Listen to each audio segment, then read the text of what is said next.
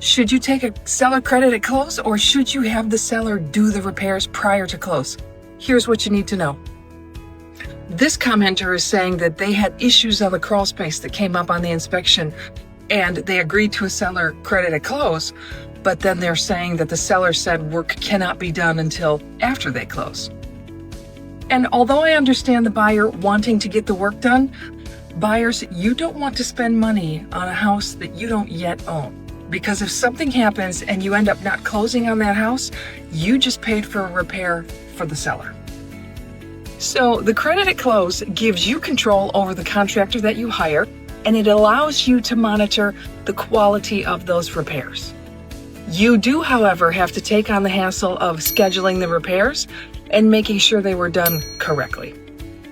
If you choose to have the seller make the correction prior to close, it certainly is one less project on your plate, and the work is done before you take ownership, but you have less control over the contractor or the quality of work unless you negotiate it in writing and every party agrees on it.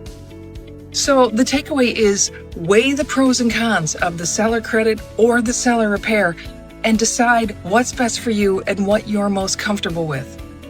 So buyers, if faced with the choice, would you take the credit or would you have the seller do the repairs prior to close? And sellers, which would you prefer to do? Give the credit or make the repair?